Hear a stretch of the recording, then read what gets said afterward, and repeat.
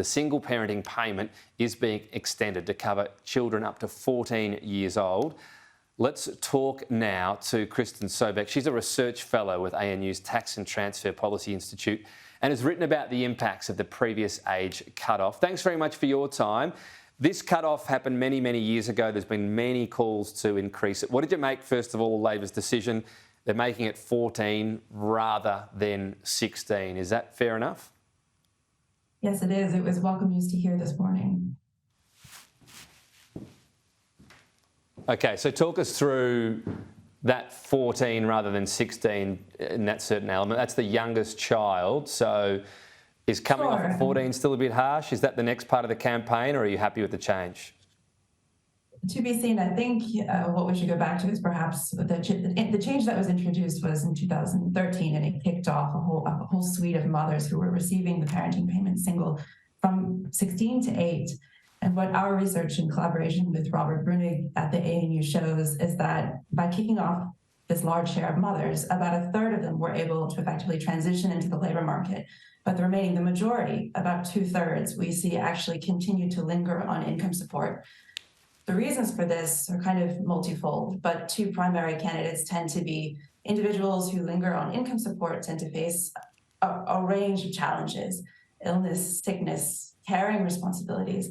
And also related to this, a second factor, which we see from the research by Ann Summers, is domestic violence. So what we know in the same period that our research ends in 2016 is that in a separate survey conducted by the ABS, about 60% of single mothers have ever experienced domestic violence in their lifetime. So I can't causally link these two groups. The magnitude, 60% of single mothers have ever experienced domestic violence in their lifetimes in 2016, when our investigation ends, is quite striking. So to go back to your question, is 14 or 16, where should we be going? Well, I think point one, this extra income that will be given to single mothers most certainly will be welcomed. If, as the PM knows himself, and as anyone else who grew up in a family with a single mother knows, extra money is always welcome.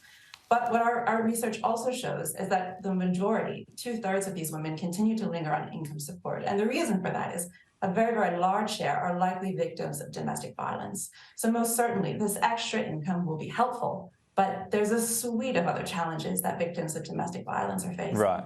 So I think that is where, in my view, the next center of or a suite of research should be. How can we actually have the extra money? How can we actually assist victims of domestic violence to thrive, them and their children? Yeah, and of course this is about not just the mothers, the families, the children, and what future they're having and what the best outcome for them is. So if this stick approach, if you like, has been removed for this cohort, the 2/3, I'll talk about 1/3 in a moment, for those 2/3 who were worse off and were not getting into work for whatever reason, we still need to want and encourage them if they can, if they're in a position to enter the workforce. That would be best for them and best for the economy if it suits their situation. What sort of carrot approach could help in that regard, do you think? Well, I think what our research also shows is, by nature of these different groups of mothers who are subject to slightly different policy settings, we're also able to show that the mutual obligations, what Centrelink would have referred to as the requirements, as you referred to, for single mothers to either get a job or volunteer or seek education to kind of continue to receive this payment. What we see is that those weren't very effective. What we know from other research, international research and research within Australia, is that what does work is very, very targeted approaches, that case management, effective case management, that actually talks to these mothers and says, well, what are the 18 challenges you're facing? How can we actually assist you with those 18 challenges rather than just one simple solution for the same people? Right. One size doesn't always fit all.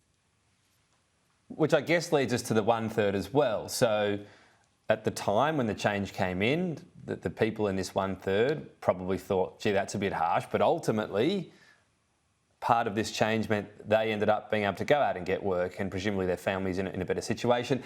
Maybe not in some circumstances. I know there's a big juggle, you're a single parent, but how do we make sure there's still that encouragement for the 1/3? We don't lose out on that progress, if you like, for the not the ones that are in work now. They're not going, I think they're going to quit tomorrow and go, great, I can go back onto a single parenting payment, but for the other ones considering that in that position.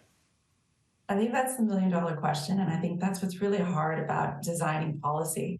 So what we often talk about, at least when we design policy within Policy Wongser at the Crawford School of Public Policy, is often you'll design policies for your average person. And what our research shows is when you look at what your average person looks like, it's a single mother who's facing lots of barriers, including domestic violence. So when you think about what's the best policy, well, in my view, the first best policy is actually a policy which, as you described, kind of separates these two groups, the minority from the majority, just because they seem to be kind of facing very, very different challenges.